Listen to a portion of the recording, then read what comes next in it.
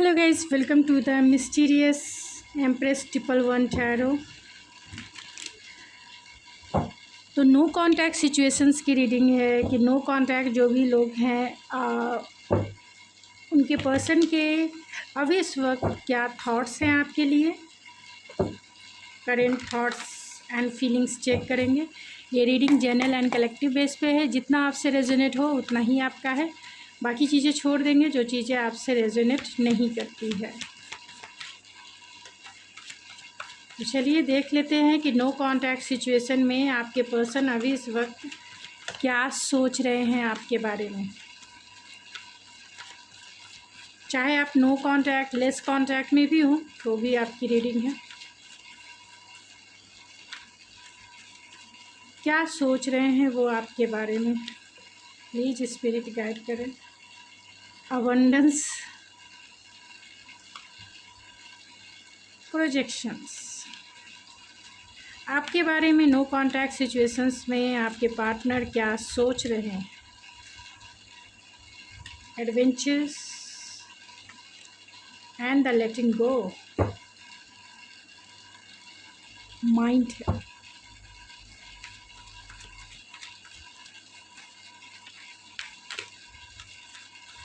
क्या सोच रहे हैं वो आपके बारे में। गिल्ट है, totality,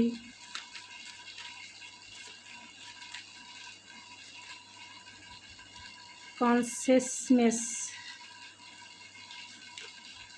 and the possibilities. Loneliness है तो कहीं ना कहीं 9 ऑफ हर्मिट की एनर्जी है।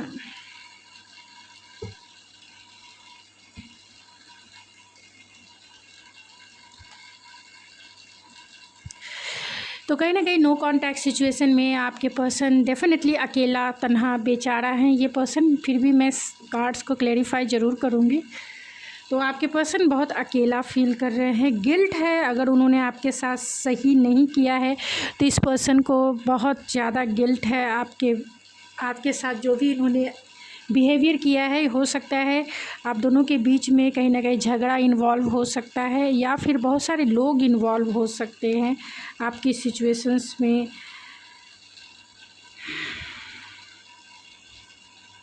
लेटिंग गो है तो कहीं ना कहीं जो भी निगेटिव पैटर्न आपके सिचुएशनशिप में है या फिर आप दोनों के रिश्ते में हैं, उन सारी निगेटिव एनर्जी को वो लेट गो कर देना चाहते हैं। फिर भी मैं इस कार्ड को क्लेरिफाई ज़रूर करूँगी।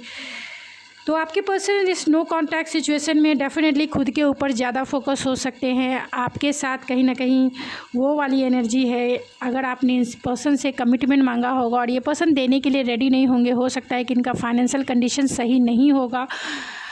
तो अभी इस वक्त वो कहीं ना कहीं फाइनेंस के ऊपर, अपने करियर के ऊपर या फिर अपने ही खुद के ऊपर, अपनी खुद की दुनिया के ऊपर ये पर्सन डेफिनेटली ज़्यादा फोकस हो सकते हैं। हो सकता है कि आप एक मैरिड इंसान को डील कर रहे हैं तो ये कमिटेड भी हो सकते हैं। तो अपनी फैमिली, अपने दुनिया, अपने बच्चे, अपने जो भी हो उसके ऊपर इनका फोकस है। अपने अबंडेंस के ऊपर इनका फोकस हो सकता है। आपके बारे में क्या फोकस है, तो आपके बारे में कहीं ना कहीं गिल्ट ज़रूर है, लेटिंग गो ज़रूर है। अगर आप किसी मैरिड इंसान को डील कर रहे हैं तो अगर आप किसी मैरिड इंसान को डील नहीं कर रहे हैं, आपके पर्सन ऑलरेडी सिंगल हैं, तो डेफिनेटली वो आपको अबंडेंस के जैसा देखते हैं। आपके साथ कमिटमेंट ज़रूर आपको देंगे, ज़रूर देंगे, क्योंकि ये आपकी तरफ फोकस हैं। ये पूरी तरह से आपसे कमिटेड हैं, लाइक अ हस्बैंड और अ वाइफ के जैसे ही हैं। भले ही आपको ये कमिटमेंट दिया हो या ना दिया हो, लेकिन ये एनर्जेटिक रूप से आपसे कमिटेड हैं। एंड जो झगड़े आप दोनों के बीच में हुए हैं, जिस वजह से भी आप दोनों में नो कांटेक्ट सिचुएशन हुआ है, कहीं ना कहीं एनर्जेटिक बर्डन ज़्यादा था जिसके वजह से आप दोनों में झगड़े हुए। और वो बर्डन कहीं ना कहीं दूसरे लोगों के वजह से ही हुआ है, यानी थर्ड पार्टी के वजह से ही हुआ है। और कहीं ना कहीं स्टकनेस है, क्योंकि सिचुएशन में ये कुछ कर नहीं पा रहे हैं। आपके साथ रिकंसाइल चाहते हैं लेकिन वो भी नहीं कर पा रहे हैं। बहुत सारी कन्फ्यूज़न भी है इनके माइंड में कि आपने इन्हें लेट गो कर दिया, आपने इन्हें छोड़ दिया। आपकी तरफ आना भी चाहते हैं लेकिन कन्फ्यूज़न ज़रूर है, क्लियरिटी नहीं है इनके माइंड में। तो कहीं ना कहीं इंतज़ार है, एक पॉसिबिलिटी देखते हैं कि हो सकता है कि आप इनकी लाइफ में आ जाएं। तो यहाँ पे जेमिनी, लिब्रा, एक्वेरियस और टॉरस, वर्गो, कैप्रिकॉर्न की एनर्जी स्ट्रॉन्ग है। कैंसर, पाइसेस, स्कॉर्पियो भी है एंड एरीज, लियो, सेजिटेरियस भी है। तो लेटिंग गो के कार्ड को क्लेरिफाई करें स्पिरिट। तो बहुत ही अकेला हर्मिट की एनर्जी है, खुद को जान रहे हैं क्या करना चाहिए था, क्या गलती हो गई, क्या गलती नहीं हुई, किससे गलती हुई। तो कहीं ना कहीं गिल्ट है। तो इस बात की रियलाइजेशन इस पर्सन को ज़रूर है कि जो भी इन्होंने आपके साथ किया है वो गलत किया था, वो सही नहीं किया था, इसीलिए इस पर्सन को गिल्ट ज़रूर है। एंड डेफिनेटली रिकन्सिलेशन चाहते हैं, एडवेंचर है तो एक पैशनेट स्टार्ट ज़रूर चाहते हैं। अगर आपने कमिटमेंट मांगा है तो कमिटमेंट भी देंगे। लेटिंग गो के कार्ड को क्लैरिफाई करें इसमें, लेटिंग गो क्यों है। टेम्परेंस, तो कहीं ना कहीं इमोशनली ये शुरू से ही डिटैच रहे होंगे। 4 ऑफ वैंड्स,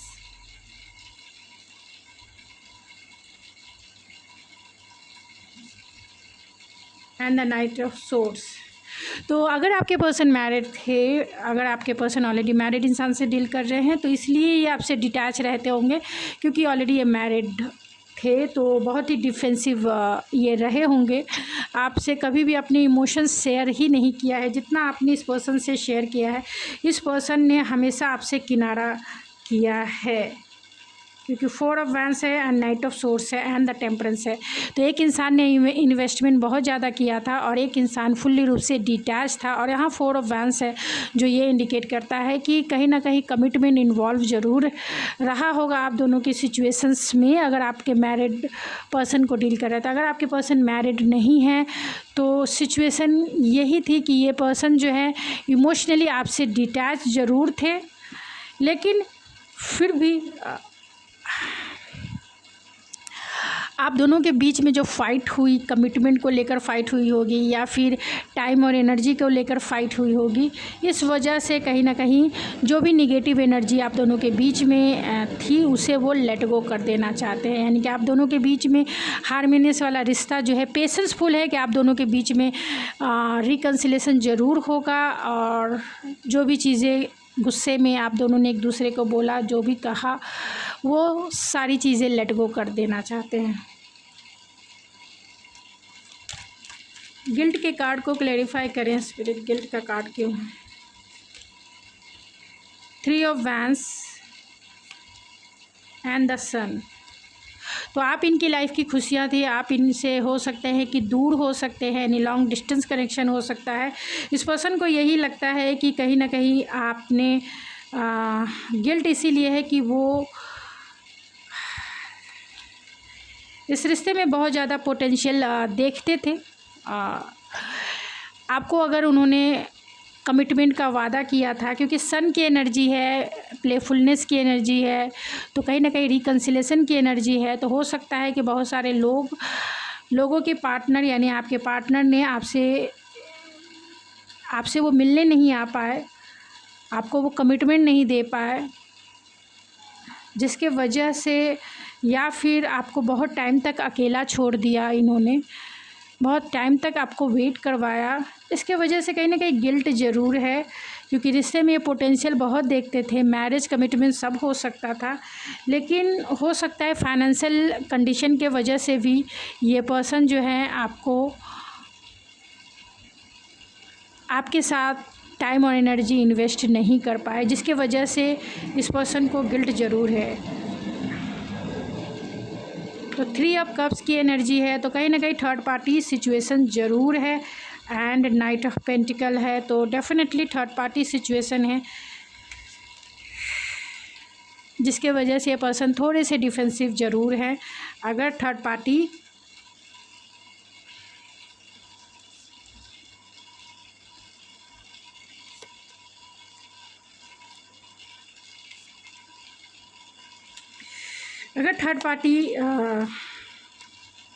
कोई मैरिड इंसान है,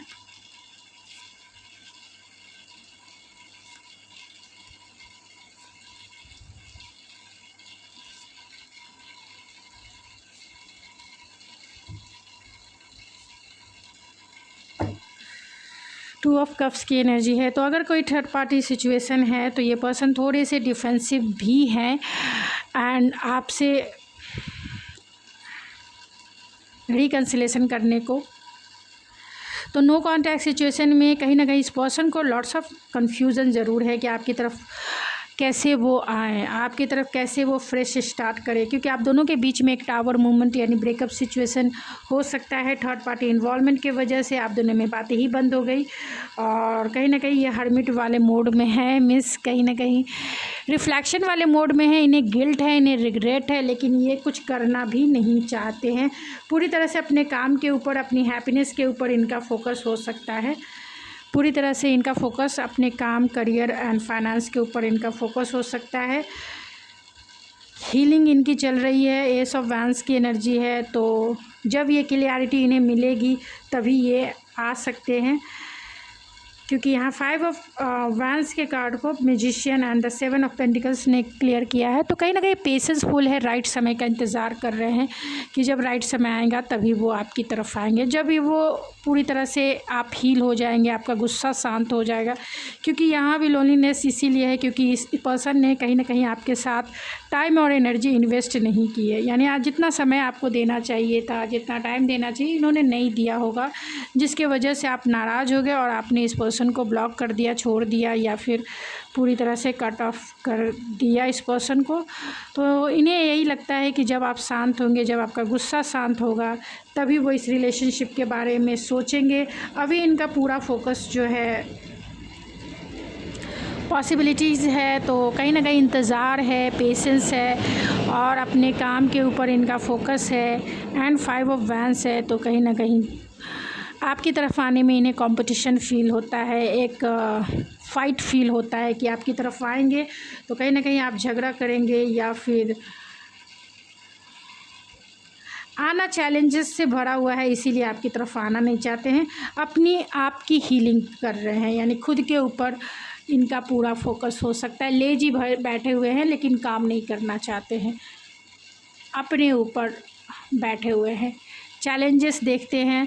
और अगर आपके पर्सन डेफिनेटली सिंगल हैं तो क्योंकि ये 2 ऑफ वैंस का कार्ड है, तो कहीं ना कहीं थर्ड पार्टी सिचुएशन हो जाती है। अगर सिंगल हैं तो यही पॉसिबिलिटीज़ है कि ये आप इनकी लाइफ की विश फुलफिलमेंट है, इस रिलेशनशिप पे भी काम करेंगे, लेकिन अभी ये पेशेंसफुल हैं। झगड़े शांत हो जाए आप दोनों के बीच के, तभी वो आपकी तरफ आएंगे और काम करेंगे, क्योंकि अभी ये इनकी हीलिंग चल रही है और यही वजह है कि ये पर्सन आपसे बातें नहीं कर रहे हैं।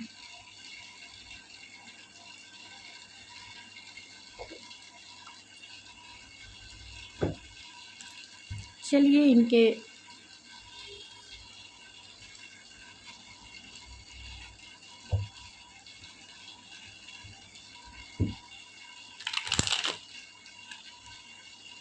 थोड़ी क्लियरिटी और दे देना चाहती हूँ कि जिससे कि आप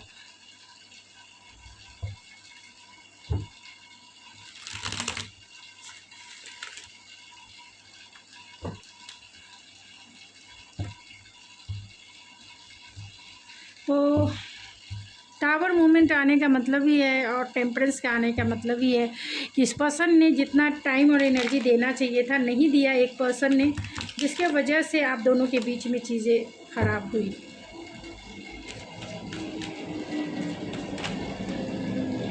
क्योंकि रिश्ते में दोनों साइड की इक्वल गिव एंड टेक होना ही चाहिए, तभी रिश्ते बहुत अच्छे से चलते हैं। तो प्लेयर की एनर्जी है, हो सकता है थर्ड पार्टी इन्वॉल्वमेंट ज़रूर है, ये पर्सन प्लेयर हो सकते हैं। तो जितना आपसे रेजोनेट होगा आप उतना ही लें, क्योंकि कहीं ना कहीं मैरिज इन्वॉल्व हो सकता है, फैमिली इन्वॉल्व हो सकती है आपकी सिचुएशन में, जिसके वजह से आप दोनों में नो कॉन्टैक्ट हुआ। आपके ये ट्विन फ्लेम भी हो सकते हैं, जिसके वजह से कहीं ना कहीं एनर्जी इनबैलेंस है और आप दोनों में सेपरेशन क्रिएट हुआ।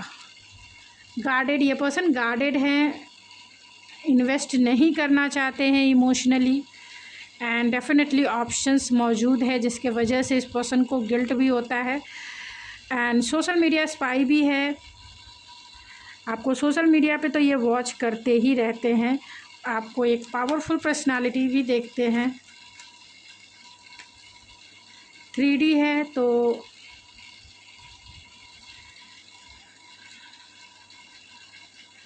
और पेशेंसफुल हैं। वॉच तो आपको सोशल मीडिया के थ्रू रखते ही हैं। 3D वर्ल्ड में कहीं ना कहीं ये पर्सन जो हैं चुपचाप से बैठे हुए हैं। रोमांटिक फीलिंग्स है तो पॉसिबिलिटीज़ है कि वो आपकी तरफ, आपका जब गुस्सा शांत हो तब ये पर्सन आपकी तरफ आए और अपने प्यार का इजहार करे। And bottom of the deck है सेपरेशन, तो ऑलरेडी आप दोनों सेपरेटेड ही हैं, ट्रूथ, फैक्ट एंड अटैचमेंट। तो डेफिनेटली अटैचमेंट अभी गॉन नहीं हुआ है। आप दोनों के बीच के जो सिचुएशनशिप है वही थोड़ी ट्रिपिकल हो सकती है। तो चलिए इनके मैसेजेस देख लेते हैं, क्या मैसेज। आई एम वीक, तो कहीं ना कहीं वो अकेला, तन्हा, बेचारा फील कर रहे हैं। Don't you be angry with me, तो नहीं, आपको कहना यही चाहते हैं कि आप इन पे गुस्सा ना हो। I am obsess with you, I can't live without you, तो आपके बिना वो नहीं रह सकते। And I think about you all of the time, तो कंटिन्यूसली सोचते ही है आपके बारे में। I can't live without you, I love you forever, I want to taste you savour you, तो I am starting to understand our connection, तो कहीं ना कहीं समझने की कोशिश ज़रूर है रिलेशनशिप को कैसे हैंडल करें। I want to meet you, तो डेफिनेटली वो आपसे मिलने ज़रूर आएंगे, चाहे आपका गुस्सा शांत होने का इंतज़ार कर रहे हैं। I want to give you attention and love you very much, तो आप दोनों में टाइम और एनर्जी के वजह से ही चीज़ें ख़राब हुई है। Will you marry me because you make me happy, तो आप कहीं ना कहीं इस पर्सन को हैप्पी फील कराते हैं। And please listen to my silent, तो इस साइलेंट को आप पढ़ें, यही वो कहना चाहते हैं। समझे कि वो आपसे कितना प्यार करते हैं।